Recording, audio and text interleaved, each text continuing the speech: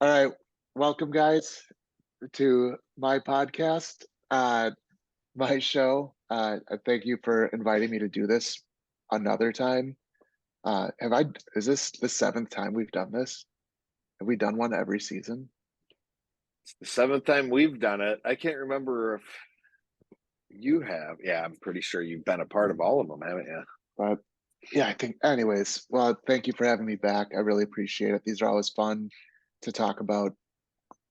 These different topics. And season seven is insane. Season seven is Yeah. just uh every time I see the new episode get posted this season. Every time I've seen it as it popped up, it was like, oh, they're talking about that. Oh, they're talking about that. Uh, yeah, because it just like, I mean, you guys share about it, but it was definitely a new approach to the topics and the subjects that you took. I really liked it. I really liked the way it kind of changed and it felt a little bit more serious this year because of the format of it. Um, I'm not sure exactly where Pastor Tater is and how he's doing, but what you've been doing is great. So, I mean, uh, I imagine he's crushing it. right. Yeah, He well, rode off in the sunset, man. he seemed like he was going down a good path. So Yeah, if well nothing he else, knew. Him and his son are busy helping people. And they knew as we deal with these controversial topics, may have been better to have me and Jonathan handle it ourselves. So yeah. All right. So money. I want to talk about that episode first, episode 11, which is on money. And one of the things I thought was really interesting that I guess I kind of learned while I was listening to the podcast was uh, I think Joel, you shared that money is this behind kingdom of God, kingdom of heaven is like the the second most talked about thing that Jesus spent his time talking about. So my first question, I guess, is why do you think that is? what I think it's because it's just a really simple illustration for him to be able to use to talk about justice, reward, profitability, all these spiritual truths that are real and will be and are real for eternity. It's like that, one of the biggest problems, if not the biggest problem that God had to solve even before creating everything was determining what is the economics of eternity going to be. How Sure. does a community grow and be more profitable over time forever? Right. And so much of that has to do with profitability, justice, reward, spiritual value.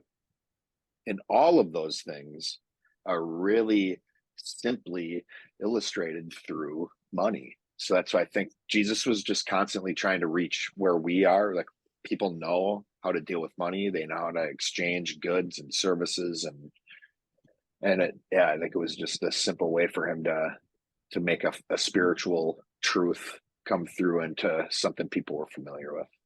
Sure. Yeah, it's a universal measure of value. Like every culture has money. And I love what Joel said because it does represent what is right and just. Like it ought to be. This amount of money equals this amount of money. It's just like you have this and you pay for it. So it just shows what you value. Sure. Yeah. Cool. Um, so one of the other themes that seemed to be like the way you guys took this season, this year, it really tied in more to the Music Life Church podcast as well. If people wanted to dive deeper, which I thought was cool. But so one of the things it really focused on was love and leadership. And so how do you feel like somebody would love and lead with their money? How do you see that happening? I mean, you definitely, in terms of loving and leading, like we say that love, money is value, and love is giving a value without expecting anything in return. And leadership being facilitating the purpose and progress of other people. So the best way to invest your money would be to give without expecting to facilitate the purpose and progress of somebody else. So that's kind of one of the ways that you can tie in all of these definitions. Like we talk about this in all of these episodes previous, which is why we always give like a disclaimer. If you haven't heard this episode, go back and listen to it. Like have all of this stuff, because what I just did is I threw out like the definitions of love and the definition of leadership to answer the question about how value is associated with both of those definitions. There is nothing more valuable than a person investing their purpose into, the progress and making in that. So, and making progress in that. So the biggest investment, the best investment is to use your money towards people.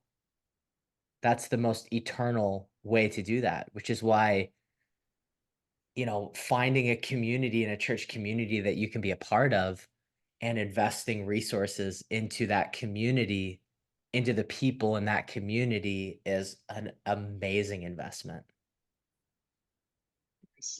Yeah, I Which mean, is, even we're excited to do that. I mean, Joel and I always talk about this, where it's like, being able to give, us being pastors, being able to give to the communities that we are a part of is just really fun. Like I always enjoy giving to the church because it's to the people and the work.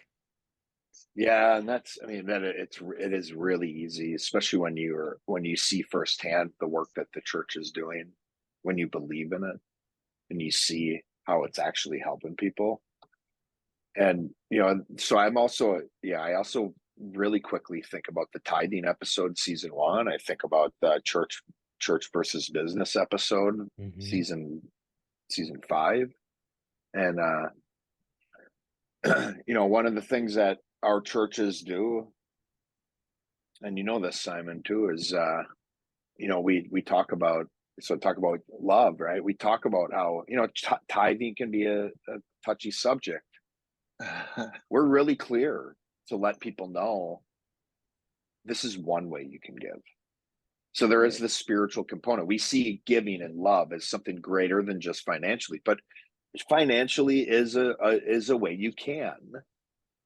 And then the church versus business, I think, is great because, and I think we touched on that in this episode, it really does bring resolution as to what the focus is of whether it's, a ministry or a business or a church or a business. It's like, what is the money the focus, or is the money just a means for you to provide this service? So right. I've always loved the thought of, like, I think in over 10 years now that Music of Life Church has existed, I think I've only heard one, maybe 2 sermons that have had tithing as the topic of the sermon. And that goes back to really what goes back to these spiritual principles of justice, of profitability, of spiritual value, of reward. And those are the things that we teach and we really emphasize at Music of Life Church. And because we emphasize those things, the effect is people do see money as an opportunity to invest spiritually into people, into communities. So that's, I think, the dissolve approach to people who, in churches who maybe do need more tithes because they're having a hard time providing the service that they've been called to provide. It's like, my question is, do your people understand what spiritual value is and what reward is and what justice is? Do they see that? Or is too much of the focus on, I got to protect the way we look. I don't want people to think we're focused on money. So we have to be poor. We can't drive nice cars. We can't wear nice clothes, because if I look like I have too much money, then people are going to immediately assume I'm in it for the money. It's like, no, if we cut right through all that and go right to the spiritual causes, money's just an effect of that.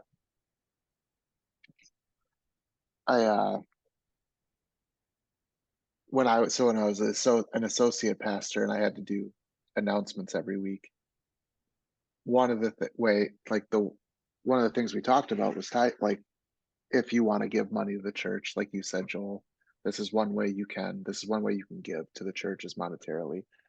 And that took me a few weeks to get comfortable with how I wanted to say that because I felt so uncomfortable with it. It's that fine line um, that I think you were just talking about, where it's like there is a need for resources Yeah. in a church, in anything, and living in a house, eating, whatever it is. And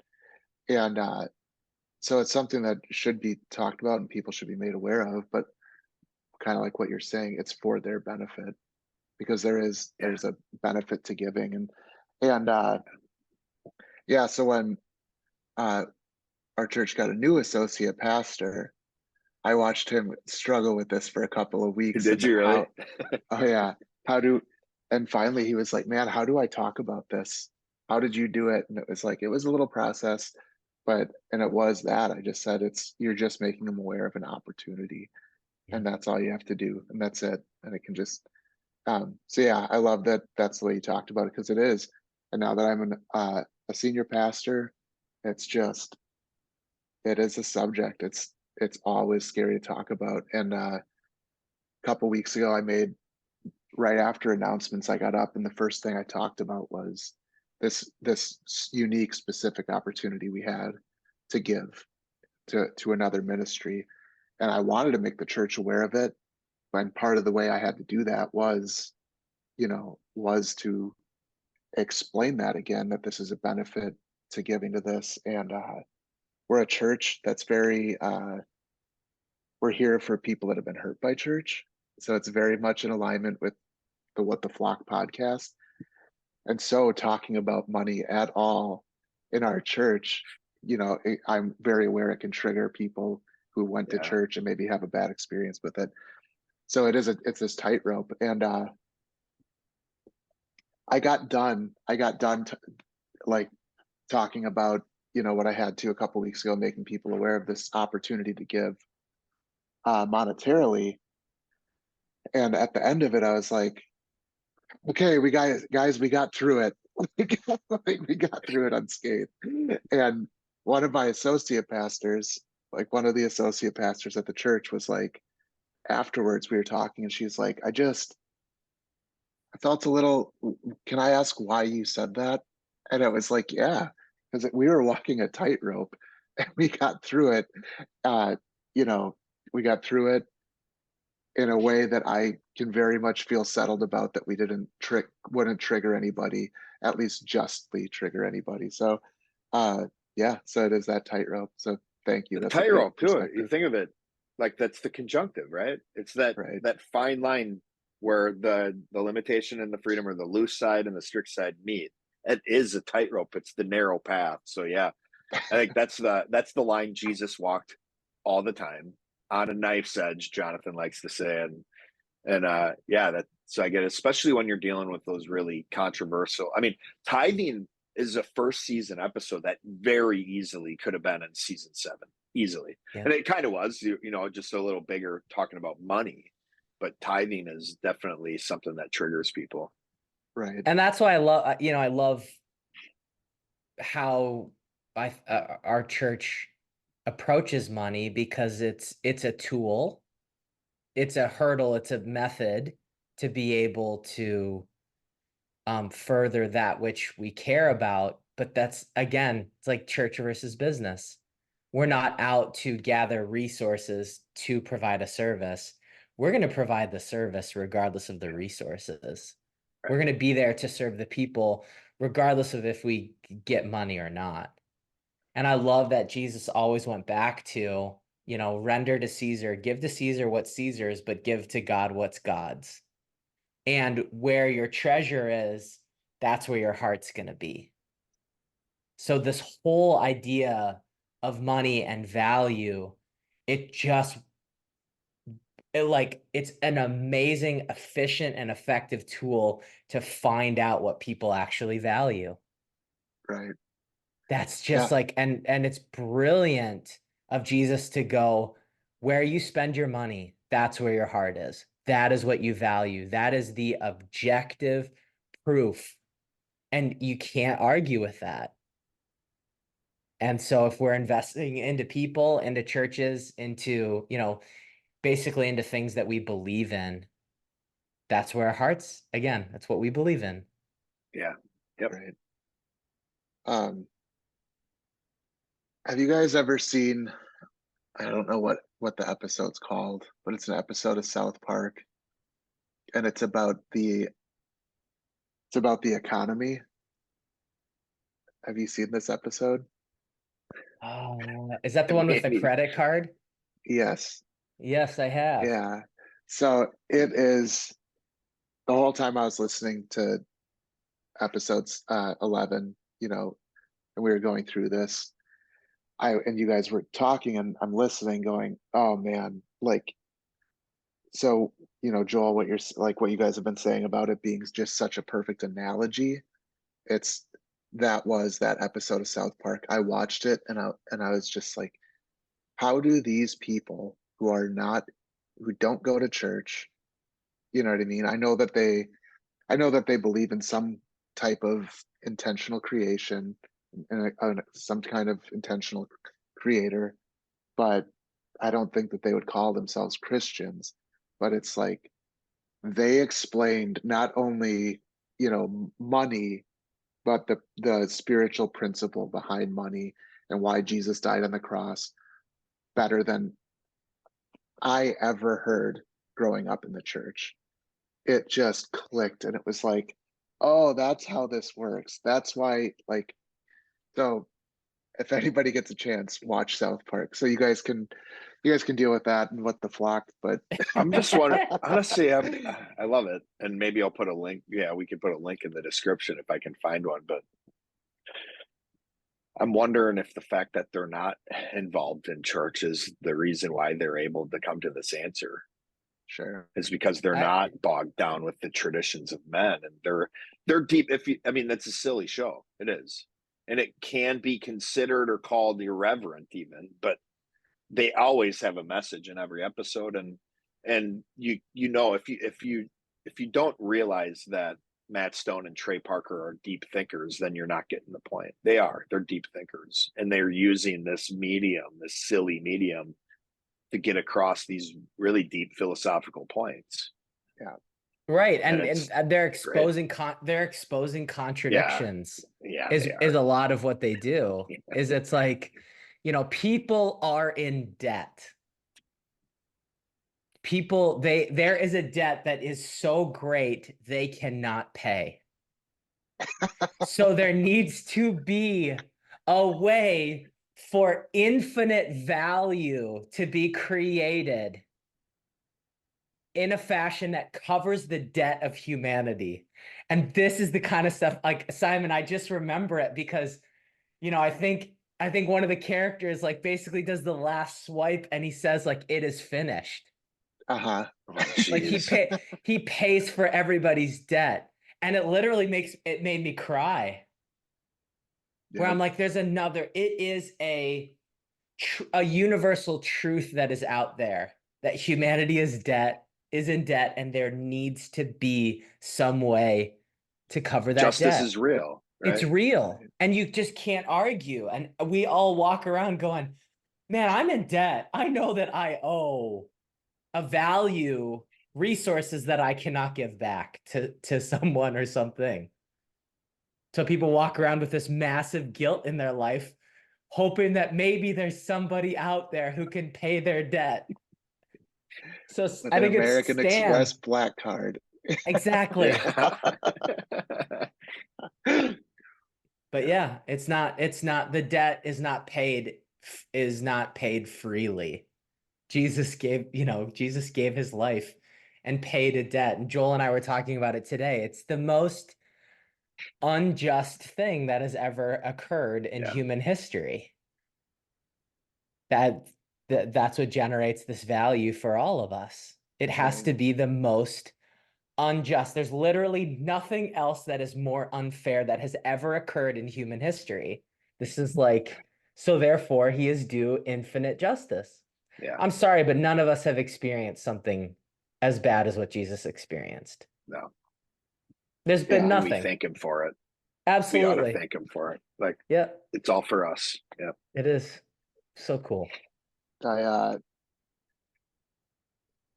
so I don't know. I mean, Jonathan, I know you're aware of this, but for the listeners out there that might not be, uh, the manager for Liverpool recently announced that this is going to be his last season coaching.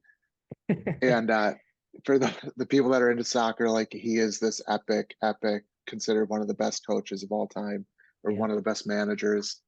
Yeah. And so I've been like really interested in him lately because I just recently got into watching the sport, and it was clearly such a big deal when he made the announcement that I was like, what is it with this guy that people are so attracted to? And so I'm watching these interviews, and he's got this great energy and all these things, um but it, like there was just something different about this guy. And then I found one interview where he's talking about Jesus and Christianity, and how he's a Ooh. Christian.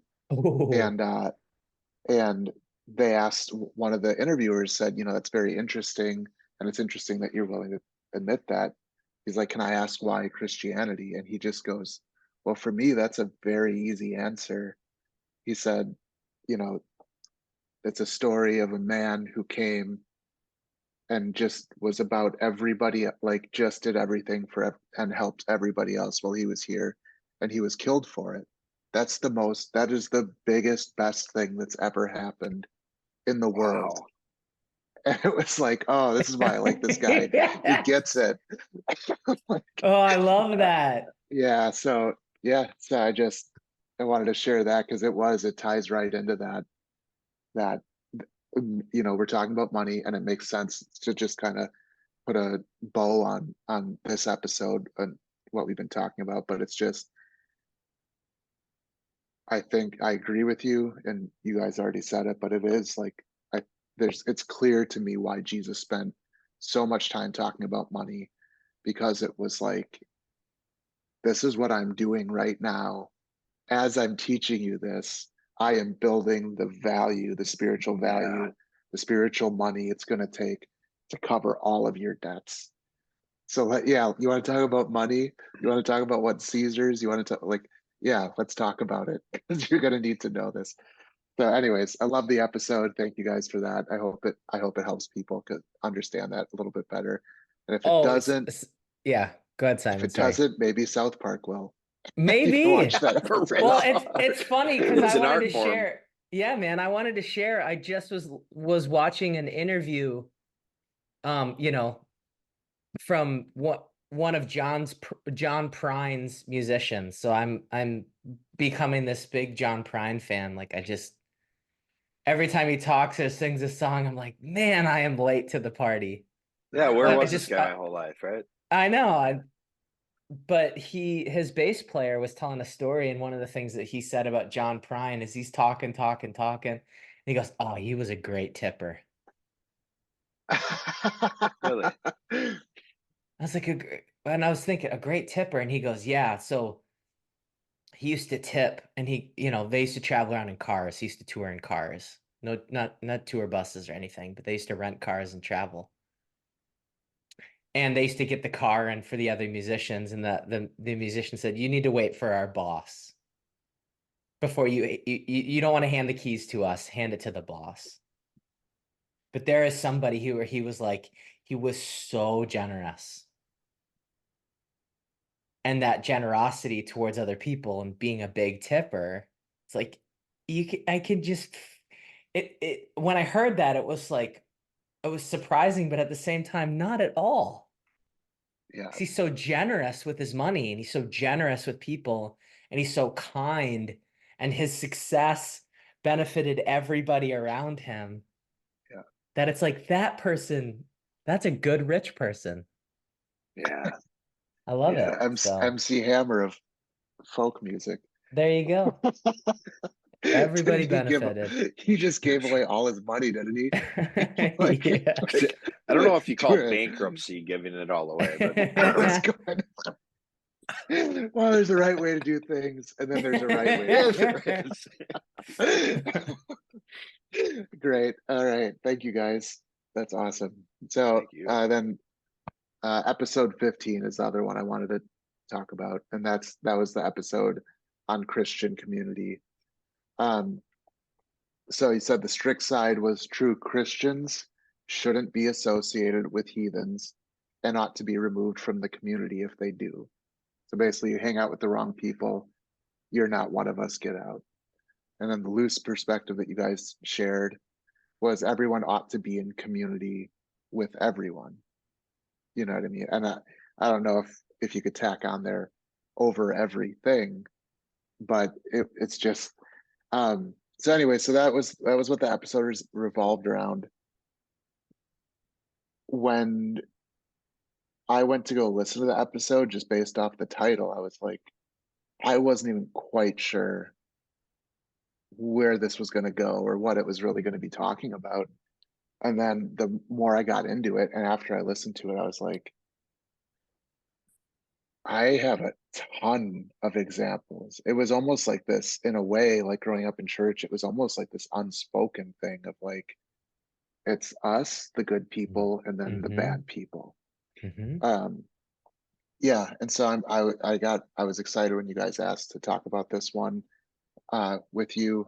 So I guess I have my story with it, but I'd like to hear both your stories of uh, what perspective do you think you lean towards, or did you hear when you were growing up in church, and what was your experience with this? Yeah, I mean, mine was definitely growing up. I was in church so much. Like something that I heard was be in the world but not of the world. Right, So, I think Christian music and Christian concerts and Christian events and like there was so much of that growing up that I just, I look back on my life and I see amazing intentions of people wanting to give me the truth and be surrounded by really good influences, Christian artists singing about not having sex until you're married. I'm quoting, and how I think it's really good intentions. The only issue with that is it does make you very isolated. So a lot of these kids like myself growing up in the Christian community, it's very isolated and you do your own thing with your own Christian group and your own Christian club. You're in church 6 days a week. Then you graduate from high school and then what? Well, right. I tell you what I did. I hit the road, man. I was in a rock and roll band and I hit the road and got Were a you? huge dose of Yeah, that. And it started off being, right, a pseudo Christian thing. But as time went on, it became more and more like everything else. So that's kind of where I started from. And then I swung all the way to the other side after that to go churches full of hypocrites, and I felt more welcomed with a group that said you could be whatever you want, you know. You can hang out with us and be whoever you want, just as long as you didn't vote for George Bush. Because that way to was that date time for yourself. me. I Yeah. know. George W. Bush. Senior? Oh, junior. Yeah. Yeah, man. Wait, is That's that funny. better or worse? I don't know. Yeah, okay. I don't know. Yeah, that's Um, funny. That's good. But yeah, that was my story. Yeah, I grew up in a church that is the picture perfect example of the strict side.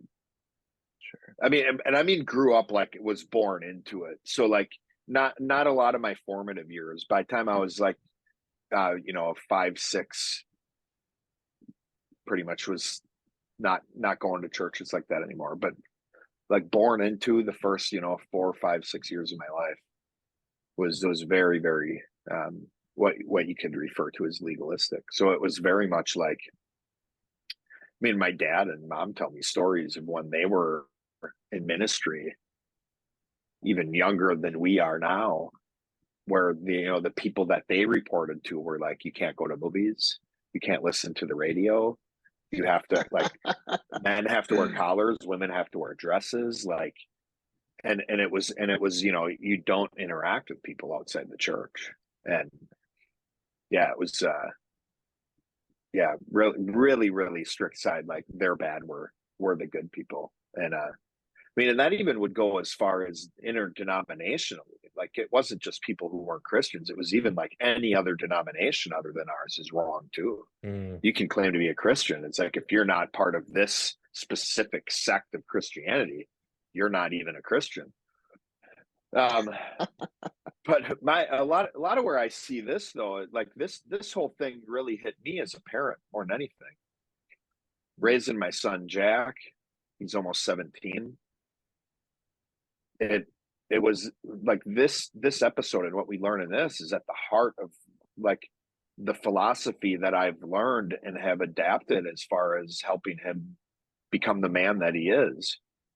And it helped. He was affirmed as a man at the end of last year, and he's at 16 years old, and a lot of it came down to really understanding how this works and how we can benefit people if these principles are adapted the right way.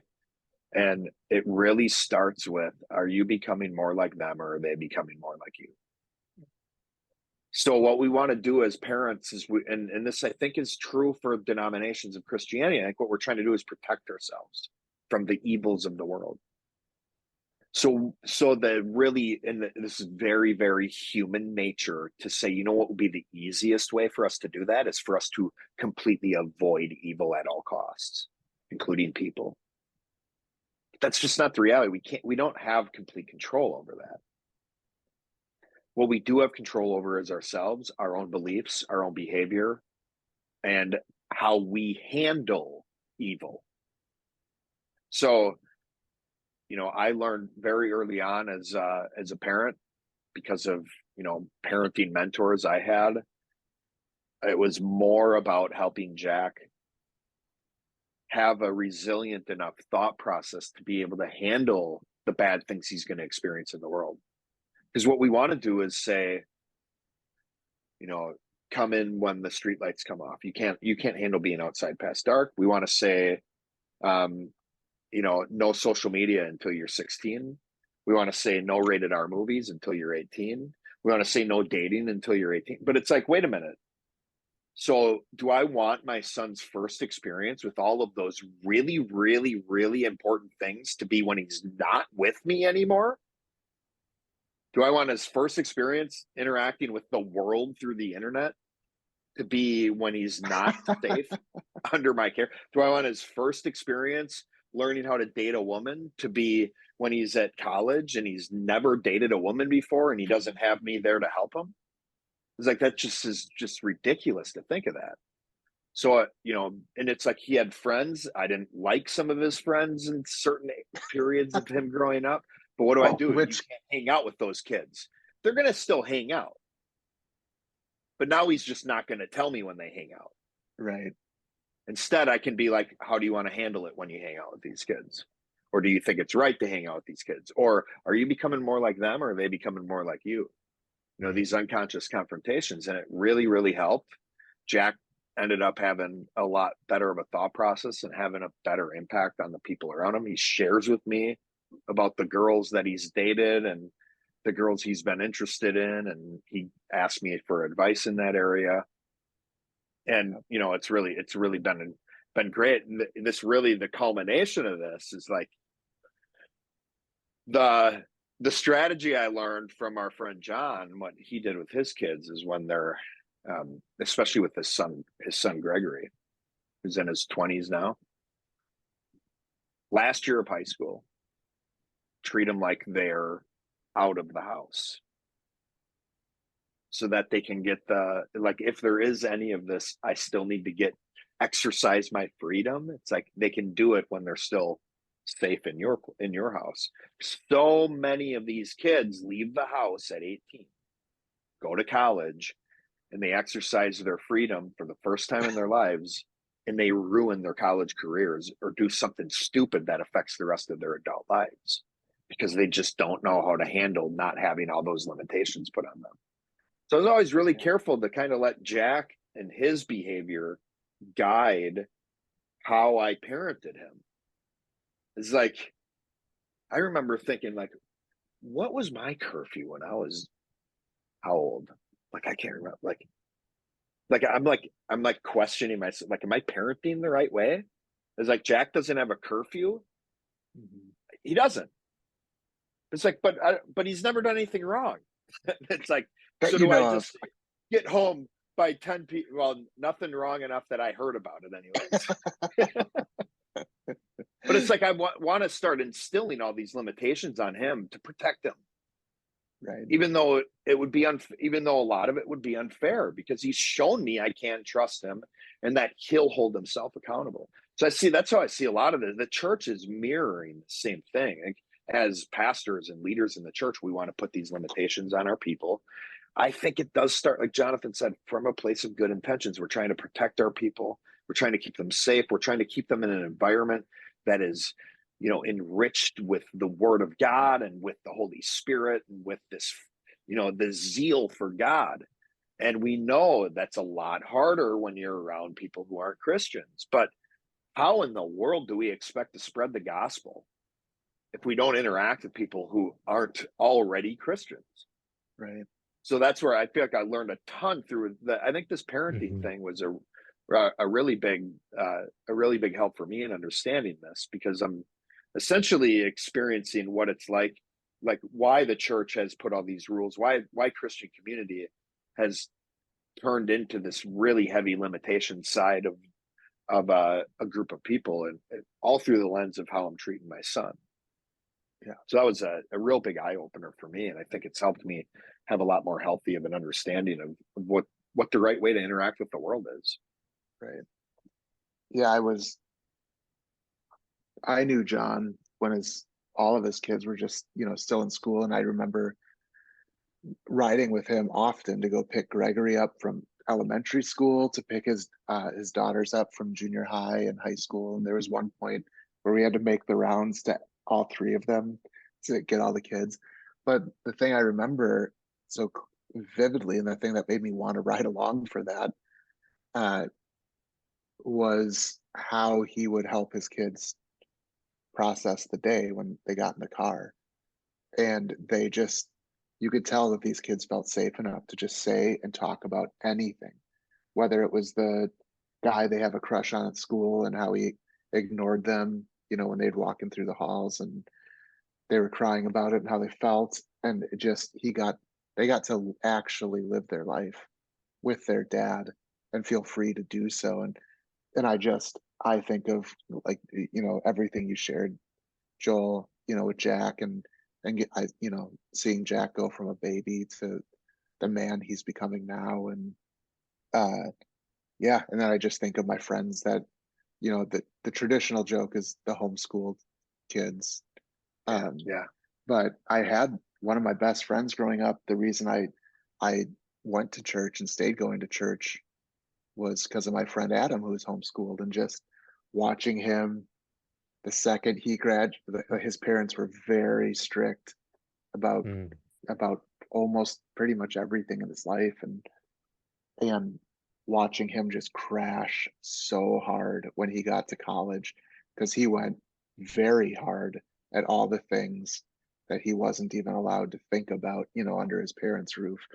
And I ended up moving to the town that he went to college in, and had stuck around there. We ran into each other at a coffee shop, and we ended up going out and getting a drink together and getting dinner together. And he just told me what his whole story was, and that whole ride was like, and all the stuff he got into.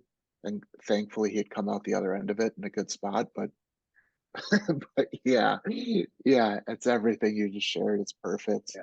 But yeah, I remember, like, so thank you both for sharing. Um, like when I remember growing up, this is one of the memories. Like I said, I wasn't sure where this episode was going to go when I saw the title, and it just started bringing back all these memories for me of, like, when I was like 13, 14, and I was attending like a Baptist church, and just how strict they tended to be about a lot of things. And so when I had my youth group friends, and then I had my at school friends because I went to public school, and those were two different groups of people. And I remember feeling guilty hanging out with my school friends outside of school because it was like they were saying words that my church friends didn't say. They were talking about things that, my church friends didn't talk about, music that they didn't listen to. And I would feel guilty for enjoying hanging out with them, to the point that my solution for that became to try to convert them to becoming a Christian. And I remember one time specifically sitting in the car, like my mom's car, waiting for her to come out, and she's giving us a ride somewhere, and yelling and swearing at the people, like, about how stupid they are for not being Christians. All they have to do is say a prayer. It was just, I'm like, oh man, like so many of these topics I listen to in this, and I'm just like, yeah, other people are horrible people. Other people have done all these things Oh, yeah. wrong. I suffer. And then it's just realizing, like, oh, I was those people. Like, Yeah. I still can be those people. So this, like, it brought to all these things to mind. I remember there was a girl I had a crush on, and she was dating somebody, but he wasn't a Christian, and she was. And I remember ripping out, that scripture about two people being unequally yoked and Yeah. Mhm. Oh, yada yada. jeez. Anyways, Did it work? it worked. And I ended up dating her. We did not work. Even though you were And equally yoked? yeah, on paper, yeah. Yeah, And on paper. and yeah, and I'm just sitting here going, man, like thinking about this, did I screw up a good thing? Like, and just realizing how much damage, uh, much damage I potentially have caused because of this mentality that Yep. other people put into me when I went to church. I'm just kidding. But yeah, it's like realizing, oh man, this is an overarching, very like theme that runs very deep in every church that I went to. So it was such a great topic to talk about. Yeah. And then I just want to touch on the cult stuff a little bit, because I'd be remiss if I did not. And Yeah. and I I'm figured that was coming and somewhere. and I'm fairly certain I use that word correctly. But The cult word or Cult? remiss? Yeah, you pronounce it right. remiss. Yeah, you got But it. man, one of the where did you, when you read the definition, or you shared the definition, or like the definition of cult, Joel, I think you were the one that shared it in the episode of, and I'm wrong. So if I'm wrong, just stop me here. We can move on. But I thought it was something to the effect of a relatively small group of people who basically, and I'm going to basically believe something very different in a religious type of area of their life from everybody else. That's a great paraphrase. Yeah. Okay. And according to that, I never realized that I might be a member of a cult until I heard that definition. Yeah, because it's a But pretty broad definition, right? It does cover, I right, mean, so you're a part of a small group of people who kind of believe something a little different than maybe the majority. right. Yeah, and that's like where it's just, and what I mean by that, just to clear things up, is I Well, too think, late. We're gonna take the sound bite out. right, and I guess I am All over the trusting, internet. I am putting my faith and trust that you guys are as good of people as you say Oh, you are, geez. It's not to us, not man. I'm ruin not me. worried about it. Yeah, I'm not I worried have about to us. edit, so Not you. I have It's to just edit.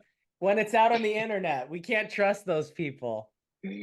Well, I will edit with integrity, Simon, but I if can't I promise everybody will. I am definitely in a cult. But no, it wasn't, because it's like what you just said. It's such a wide, definition that covers or could cover so many things that Pretty I don't simple think, too.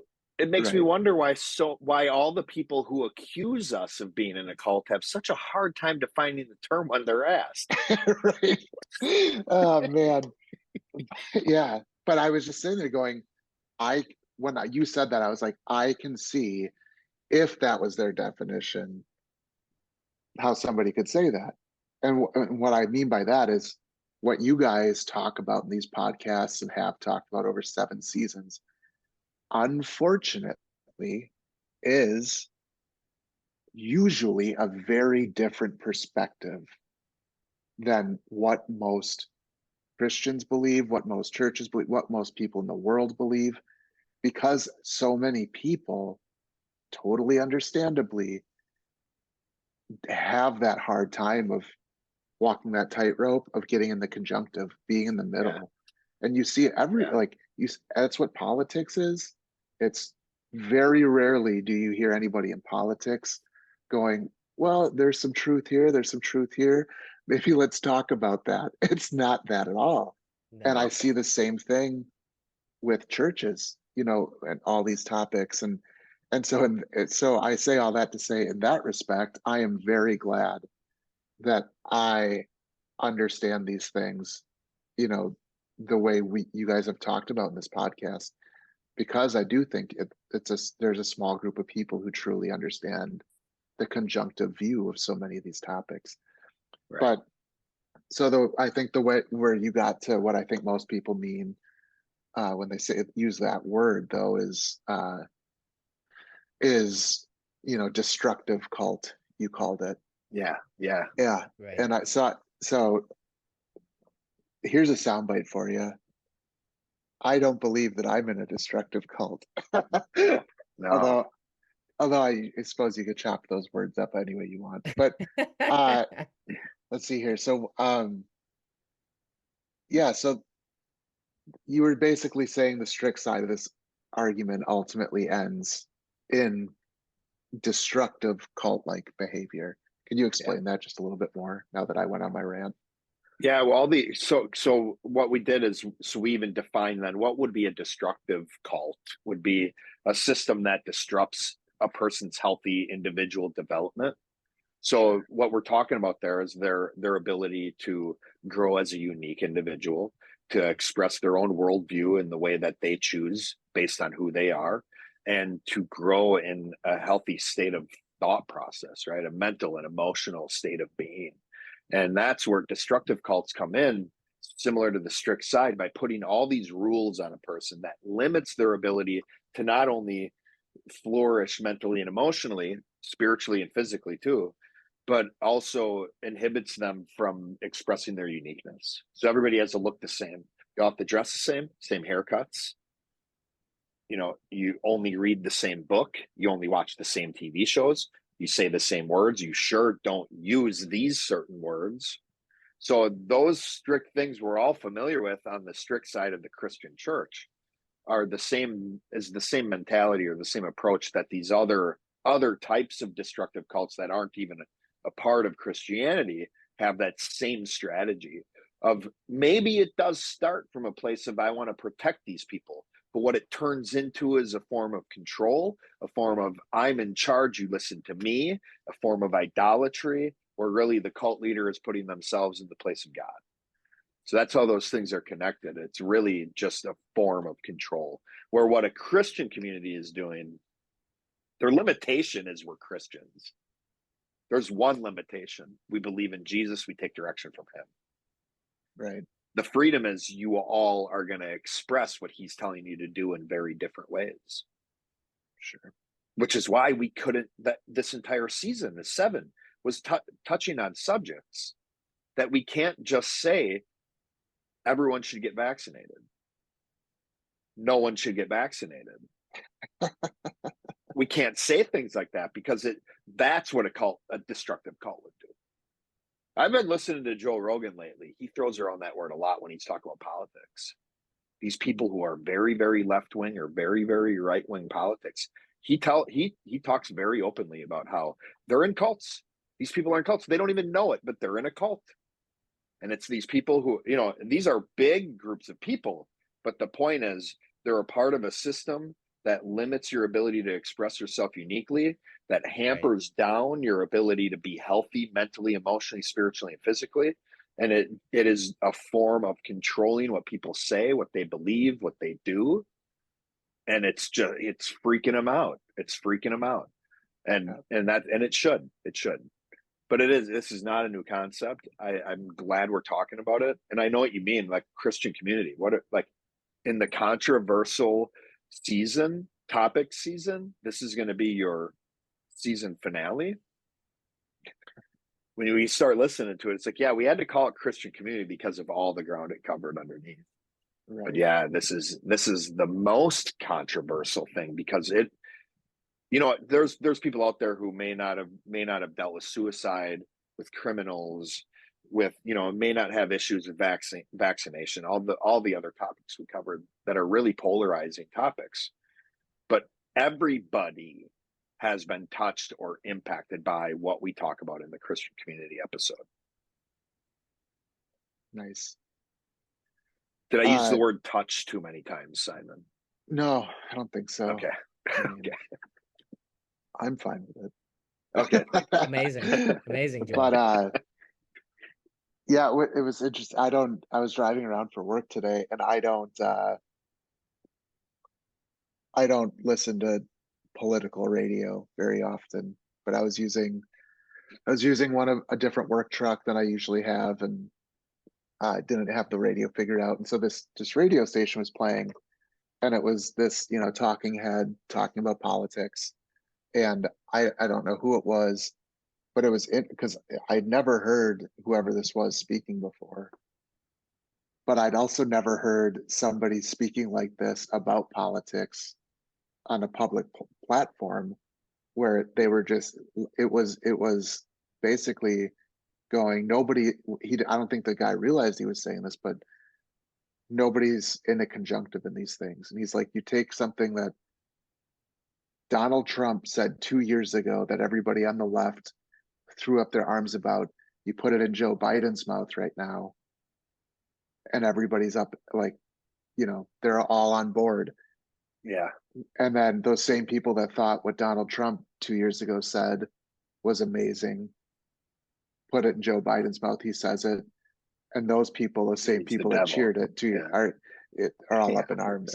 And it's just that sums all of this up so much. And so yeah, the Joe Rogan viewing politics as a cult-like behavior, I totally understand that. So Jonathan, did you have anything to add before Yeah, I mean, move on? it's just like we've been called a cult by people who say that we're fundamentalist Christians. We're a cult of fundamentalist Christians. And then by fundamentalist Christians, we've been called a cult of humanists. Yeah. So like I was focused on asked, psychology. right. And so it's like both sides are essentially saying that, we're a part of a cult. And to me, that is what brings me comfort in a lot of my beliefs, is that both sides have an issue with me. Yeah. Yeah. Right. Where it's like it's not one side or the other. This is both sides. We get attacked. What the flock gets attacked by both sides of the argument, the strict and the loose. And the argument is from the loose that we're too strict, and from the strict side we're too loose. Mm-hmm. So it's like, and all of this goes back to control. And one of the things that's so great about this season is if somebody wants me to understand something or understand their perspective, if somebody is seriously worried about me, then I would love for them to help explain this to me. Right. And I would focus on understanding them. Yeah. The issue is that people don't want to come up to you and say, you're in a cult, and here are the logical reasons why. They go, Right. I'm going to talk to this other person, and then, hey, that person said you're in a cult, and it's like, Yep. oh my Mm-hmm. goodness. Right. It's like, So, who's in a cult then, you know? Yeah. um, Who's being so controlled? Who right, who's the one who's being Yeah. controlled here? Mm. yeah, uh, yeah. So I like one of the things I wanted to, I know this is running a little bit long right now, but uh, I wanted to hear about how you both feel being accused of being in a cult has affected both your ministries. Yeah. What my ministry, yeah, I think it has. I think the problem with bullying and gossiping is it works. Mm-hmm. Bullying work, like it's funny. I've learned this from Jonathan, you know, his work in the classrooms through education. You go into a classroom and they're getting all this anti-bullying information, which is great. I don't think they're getting the right answers, but at least they're on the path there, right? So you ask all the kids or even the educators, does bullying work? And they're no, it doesn't. And it's like, yeah, it does. That's why, like, bullies are constantly getting their way, Yeah, if it didn't work, constantly. kids wouldn't do it. The kids definitely Right. do it because it works. Because they Yeah. watch their teachers do it to them all day Because long. a stronger kid can beat the crap out of a littler kid and steal his milk money. Are you saying that doesn't happen? That's just one form of bullying. It also happens through words and through mental and emotional manipulation, all that stuff. But I see this uh, reputation we've built and this gossip, whispering, as the Bible would call it, backbiting. It works. It what has been a detriment to our ministry, and it has caused people to stay away from us who could have gotten help had they not heard this from someone else who heard it from someone else who heard it from someone else. So yeah, it's definitely impacted us. Now, personally, I see it. Going back to the money topic, it's like I see it. I feel bad for the people who are being deceived away from help, but I also recognize every time somebody talks trash, especially about an area of ministry that we're doing by the grace of God, it's just there isn't uh, a quicker way of gaining more spiritual value and gaining reward, which then in turn can be used to facilitate God's will here on earth as it is in heaven. So, like, personally, I'm not offended by it. I've learned to forgive pretty quickly, but I'd be in la la land right now if I didn't recognize that it definitely has had a negative impact, at least in the short term, a negative Yeah. impact on the ministries I'm involved in. Yeah, and I think what it does for me is the the backbiting and the bullying and the gossiping. I think if what it's doing is it's opening up bigger doors for Joel and I to go do bigger I things. like that. Yeah, it is. And that's what's like kind of unintelligent about the people that gossip about us and backbite us. Where it's like all we've wanted in our churches is to not exist. Yeah, right. That's all we've wanted. Like Joel Yeah, and I are like the most reluctant pastors, and I could throw you in that category as well, Simon. You yeah, know, the most reluctant pastors. It's like I feel like I'm on the D team. I feel like I'm on God's D team of pastors, where it's like the A team passed, the B team, the C team, and now we're on the D team. And that's here we're that's when I show up. yeah. And the thing that would be the best thing for everybody who doesn't like us would be, well, then go talk to Jonathan and Joel, like to overwhelm us with people to help. Then, essentially if we help those people, then our ministry would be over and they wouldn't have to hear about us anymore. Right. But because the backbiting and these doors keep closing, like in our ministry, maybe in the valley, then we're going to go on to bigger things. because that's the Yeah. way God works. If we handle persecution and injustice well, then we're gonna, like Joel said, we're gonna gain value, and God's gonna bring us to a bigger opportunity, and he's gonna open that door. And that's gonna keep happening. And I don't know, maybe what's going to happen is we're going to get to the next place and the same thing's going to happen. We're going to get rejected, but then a bigger door gets opened. So what's happened is that, you know, people's attempts to stop it is causing it to grow more, to eventually, I think, you know, God's going to get the credit, but the truth in what it is that we're doing and the perspective that we believe God is showing us is going to get in the hands of bigger and bigger people, to the point where I think eventually the people who were trying to stop it are going to end up being the enemy. They're going to be the ones that are like the bad guys. But in the Pharisees during Jesus's time were the rock stars. They were the superheroes, the one with influence. And now in Christian culture, if somebody calls someone a Pharisee, everybody It's a gets swear word. upset. It's calling somebody Yeah, a Nazi, right? it is. Right. In the Christian realm, it is.